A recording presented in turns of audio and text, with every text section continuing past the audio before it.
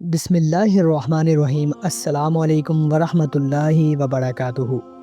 آج کی اس ویڈیو میں ہم آپ کو 5 ایسے بدترین گناہوں کے بارے میں بتائیں گے جن کے کرنے سے انسان کی دنیا اور آخرت تباہ و برباد ہو جاتی ہے۔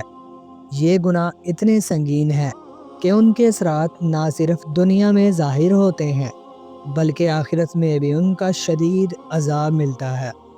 حضرت علی رضی اللہ عنہ کے پاس ایک شخص آیا اور اس نے سوال کیا، حضرت وہ کون سے گناہ ہیں جو انسان کے رزق کو ختم کر دیتے ہیں اور اسے دنیا اور آخرت میں ذلت کا سامنا کراتے ہیں؟ حضرت علی رضی اللہ عنہ نے جواب دیا کہ رسول اللہ صلی اللہ علیہ وسلم نے 5 گناہوں کا ذکر کیا ہے جن سے انسان کی دنیا اور آخرت تباہ ہو جاتی ہے۔ آپ نے فرمایا کہ ان گناہوں کے اثرات انسان کی زندگی پر اس قدر برے ہوتے ہیں کہ اس کی زندگی بے سکون، بے چین اور مصیبتوں سے گھری رہتی ہے۔ پہلا گناہ سود کا کاروبار کرنا۔ حضرت علی رضی اللہ عنہ نے فرمایا کہ پہلا اور سب سے بڑا گناہ سود کا کاروبار کرنا ہے۔ سود خور انسان دنیا اور آخرت میں ذلیل و خوار ہو جاتا ہے۔ وہ کبھی سکون کی نیند نہیں سوتا اور ہمیشہ پریشانیوں میں گھرا رہتا ہے۔ قیامت کے دن سود خور کا چہرہ مسخ کر دیا جائے گا۔ ایک شخص نے حضرت علی سے سوال کیا کہ سود خور کا حال کیا ہوگا؟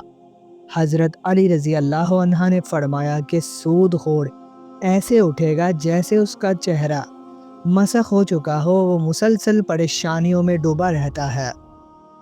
ایک واقعہ حضرت شیخ سعدی رحمۃ اللہ علیہ سے مروی ہے کہ ایک سود خور نے حضرت سعدی کو ایک اچھا مکان خریدنے کی پیشکش کی تھی، لیکن حضرت سعدی نے کہا کہ اگر تم جیسے سود خور کا پڑوسی بنو تو میرے لیے وہ مکان مہنگا ہی ہوگا، چاہے وہ مکان مفت بھی کیوں نہ ملے۔ یہ واقعہ ہمیں بتاتا ہے کہ سود خور کے ساتھ کسی کا بھی تعلق نقصان دہ ہوتا ہے۔ دوسرا گناہ کسی نیک عورت پر تہمت لگانا۔ حضرت علی رضی اللہ عنہ نے فرمایا کہ دوسرا گناہ کسی نیک عورت پر تہمت لگانا ہے۔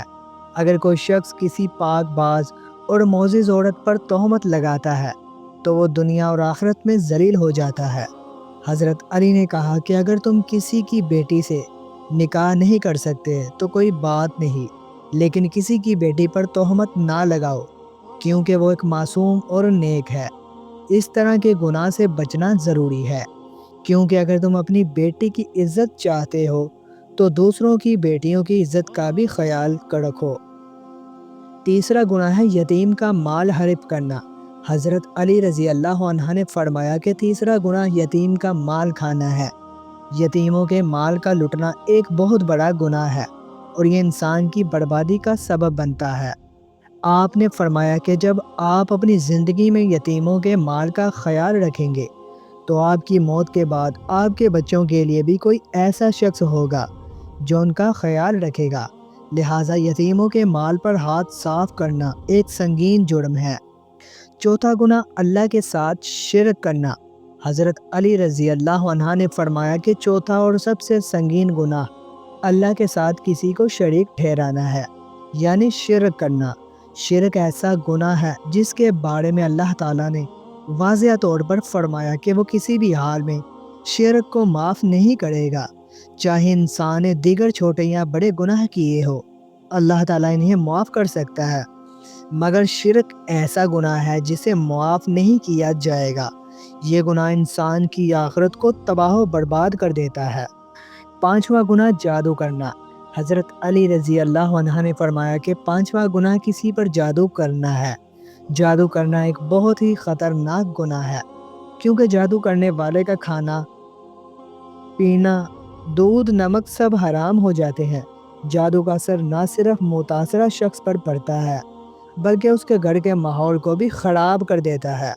جادو کرنے والا اسلام سے باہر ہو جاتا ہے کیونکہ وہ اس طریقے سے دوسرے لوگوں کی زندگیوں میں مشکلات ڈالنے کی کوشش کرتا ہے۔